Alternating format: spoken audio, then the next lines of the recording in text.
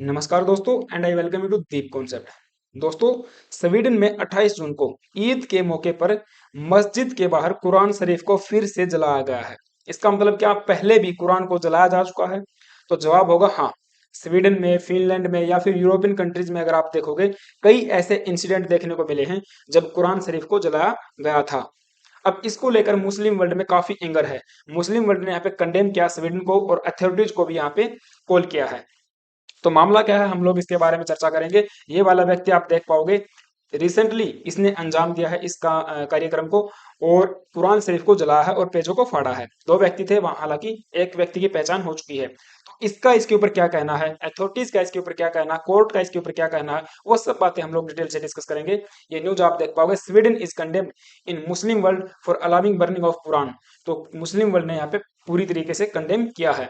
Now, आगे बढ़ने से पहले आप सभी से रिक्वेस्ट है, अगर आप दीप कॉन्सेप्ट चैनल पे नए आए हो तो सब्सक्राइब जरूर कर लेना और बेल आइकन को प्रेस कर देना। रिसेंट का जो इंसिडेंट है वो स्टॉकहोम के अंदर हुआ है। स्टॉकहोम आपको पता है स्वीडन की राजधानी है, और 28 जून को बकरा ईद मनाई गई थी। और लोग जो है कि उसके अंदर मस्जिद के अंदर प्रेयर कर रहे थे, तो उसके बाहर दो व्यक्ति आए। उन्होंने कुरान शरीफ को, पेजों को फाड़ा और उसके बाद उसको जला दिया था आउटसाइड ए मॉस्क, राइट। तो ये एक प्रकार से आप देखोगे, एक व्यक्ति जो है इनकी पहचान हो चुकी है। अब इससे पहले अगर आप देखोगे तो ये आर्टिकल है 23 जनवरी का। 23 जनवरी 2023 को भी ऐसा मामला सामने आया था कि एक व्यक्ति के द्वारा कुरान को स्वीडन में जलाया गया था। उसको लेकर भी बहुत सारा एंगर हुआ था मुस्लिम वर्ल्ड में। और मामला ये हुआ था कि burning of the Quran in Stockholm funded by the journalist with Kremlin ties. ऐसा सामने आया था कि ये जो इस प्रकार का जो स्वीडन में कांड हुआ है, ये फंडिंग की गई थी एक जर्नलिस्ट के द्वारा जो कि रसिया का है। तो उस टाइम पे रसिया की तरफ से भी इसके ऊपर जवाब आया था कि हमने ऐसा कुछ भी फंडिंग नहीं की है। नौ 19 अप्रैल की अगर आप देखोगे, बात है 2022 के अंदर, Sweden riots over Quran burning, what is happening. तो 2022 में भी स्वीडन के अंदर कुरान को जलाया गया, और उस टाइम पे बहुत सारे दंगे देखने को मिले थे। 40 से ज्यादा लोग यहाँ पर इंजर्ड हुए थे, और बहुत सारे जो इंफ्रास्ट्रक्चर है उसको नुकसान हुआ था। तो आप देखोगे, सिंस अप्रैल 2022 से ही Sweden is witnessing riots and protest primarily around the burning of Quran. तो कुरान को जलाने को लेकर यह मामला सामने आ रहा है। अब सोचने वाली बात है कि कुरान शरीफ को ही क्यों जलाया जा रहा है। नाउ, मोस्ट रिसेंट इंसिडेंट ये है कि जो एक सलमान मोमिका करके व्यक्ति हैं, ये इराकी हैं, इराक के रहने वाले हैं, मतलब इराकी सिटीजन हैं, और स्वीडन में रहते हैं इमिग्रेंट के तौर पर। तो एक इमिग्रेंट है, अप्रवासी हैं।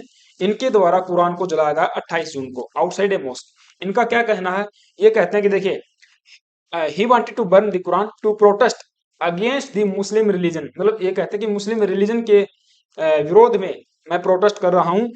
बेसिकली कहते हैं कि मुस्लिम रिलीजन के विरोध में नहीं, जो मुस्लिम रिलीजन की जो आइडियोलॉजी है, जो थॉट्स हैं, जो बिलीफ हैं, उनके विरोध में मैं प्रोटेस्ट कर रहा हूं, और इसलिए कुरान शरीफ को जला रहा हूं। We are going to stay wake up Sweden, this is democracy and it will be in danger if they say we don't, we can't do it. तो एक प्रकार से ये वर्डिंग इनके द्वारा बोली गई थी जब ये कुरान शरीफ को जला रहे थे। ये कहते हैं कि we are not against Muslim, मुस्लिम लोगों के हम लोग खिलाफ नहीं हैं, we are on their side, but we are against their thoughts. हम जो इनके विचार हैं उसके खिलाफ में हैं। और एक प्रकार से स्वीडन में भी एक प्रकार से जो नाटो है, नाटो को ज्वाइन करने के लिए एक एंटी नाटो ग्रुप बन गया है, उसके द्वारा भी पहले कुरान शरीफ को जलाया गया था। तो ये कहते हैं कि देखिए, मैं जो कि एंटी नाटो ग्रुप का मेंबर नहीं हूं, और मेरा प्रोटेस्ट केवल मुस्लिम लोगों के खिलाफ में है, मुस्लिम धर्म के जो आइडियोलॉजी है उसके खिलाफ में है, राइट।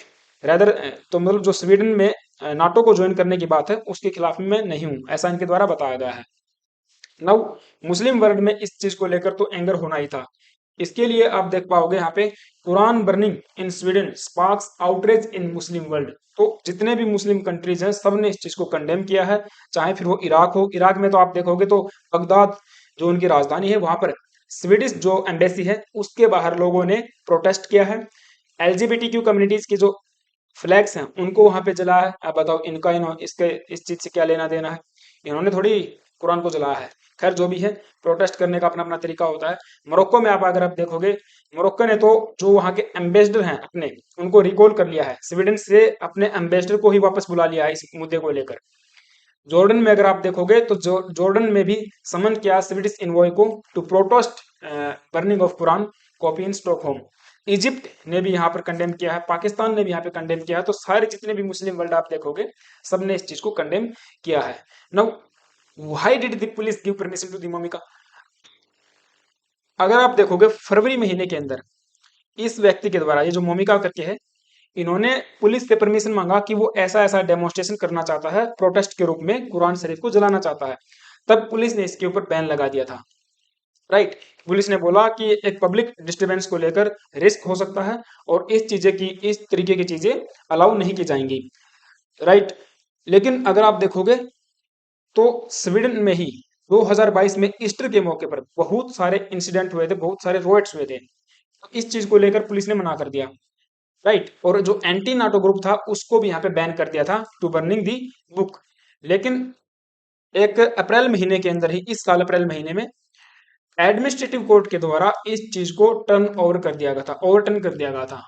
इन्होंने बोला, कोर्ट ने बोला कि देखिए, right to assembly and right to protest ये तो हमारे संविधान के द्वारा दिया गया है, ये तो लोगों का फंडामेंटल राइट है, तो हम इस चीज को अलाउ करते हैं। आप कोई भी डेमोन्स्ट्रेशन कीजिए, आप चीजों को प्रोटेस्ट कीजिए, लेकिन कोर्ट ने भी ये बोला था कि किसी चीज को जलाया नहीं जाना चाहिए।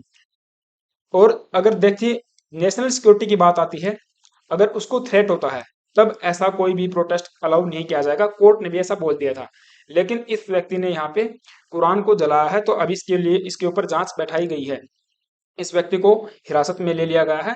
इसके ऊपर दो चार्जेस यहाँ पे लगाए गए हैं। पहला तो देखिए, कोर्ट ने बोला था कि आप प्रोटेस्ट कर सकते हो, आप असेंबल हो सकते हो, लेकिन जला नहीं सकते हो कुछ भी।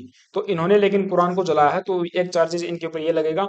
दूसरा, स्वीडन में आप देखोगे तो बहुत ज्यादा सूखा इस टाइम पे है, तो पेड़ों का जल सकते हैं, मतलब जो फॉरेस्ट होते हैं उनके अंदर आग लग सकती है, तो उसको लेकर भी एक कानून है।